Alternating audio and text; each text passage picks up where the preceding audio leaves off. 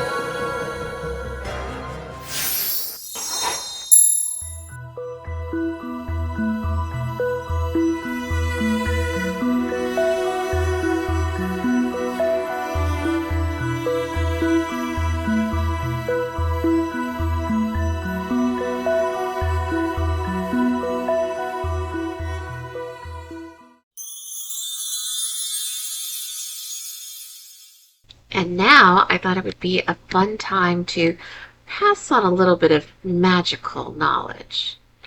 But here's the secret. It's not magical. It's just fun and creative.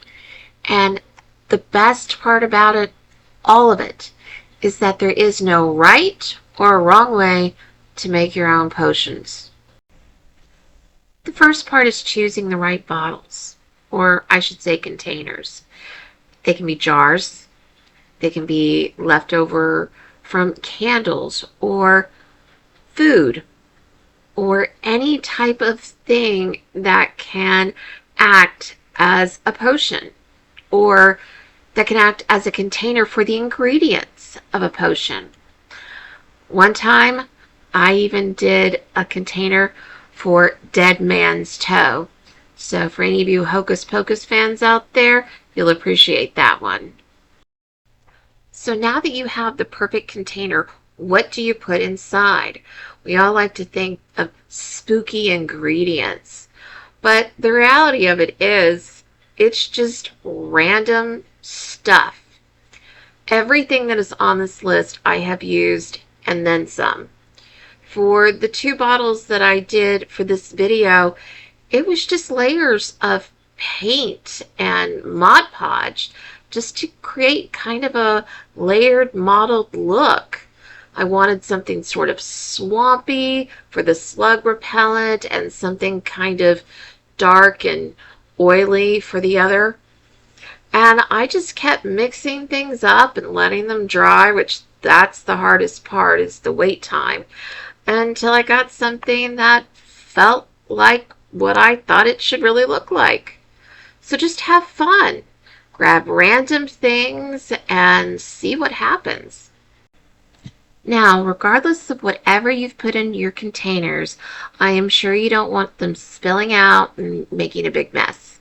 So make sure you screw those lids on tight, that you use those corks to stop up those bottles.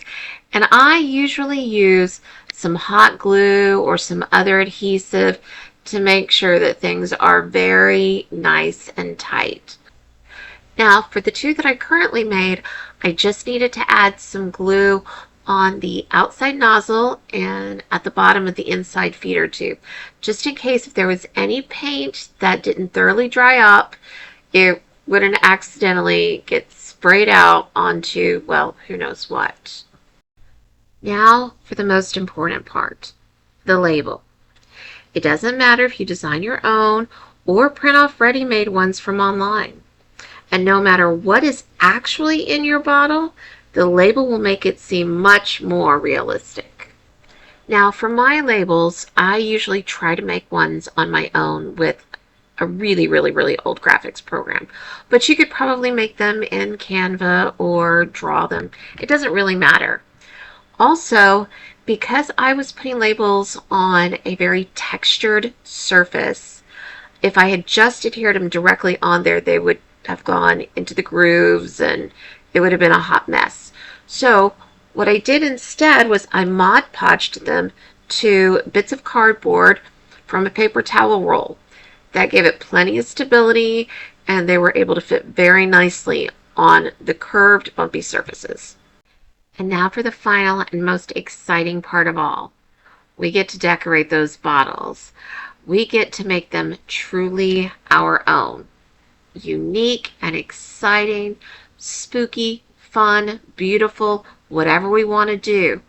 Grab your buttons and your gewgaws and your doodads and your ribbons and your leather straps and your moss and your little miniature Halloween decorations from various stores, discount stores, thrift stores, whatever. Anything that you can think of, you can add it. I have used charms from old pieces of jewelry, earrings from high school, for example. And let's not talk about how long ago that was. Anything that you can come across, you can turn it into part of the decor for the outside of your potion bottles. And that is what makes them really special and whimsical. So just have as much fun. Again, there is no right or wrong. You just do what feels good to you. And play around with it. Don't be in a hurry. There's no one standing at a finish line making you do it super quick. Take as much time as you want. And if something doesn't feel right, walk away from it. Odds are you're going to get a better idea probably about 4 a.m. in the morning when you're trying to sleep. But then you'll know exactly what it is that you want to do to make the bottle just so. And that's it. That's really all that there is to it. It's all about trial and error and experimentation. And if it's not what you want it to be, turn it into something different. If you're trying to make unicorn hair and it just doesn't look like it, who knows? Maybe it's snake skin. It doesn't matter. Just figure out what works best for you. Now for my two, the first one, Doxycide, I went with less is more. I really didn't think that there needed to be anything additional done to that potion, which is a little odd for me, but this time it just seemed appropriate.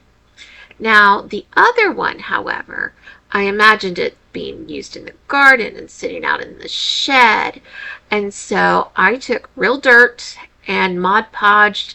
I made it into a paste and I slapped it all over it on the handle and the glass and the label because, you know, the label wouldn't stay clean. And I honestly had a lot of fun with that. And I really liked the final results of both bottles.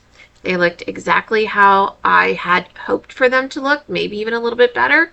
So that was a blessing. And that was really all that I had to do for that. So it was a super simple form of decoration this time around. And that's it.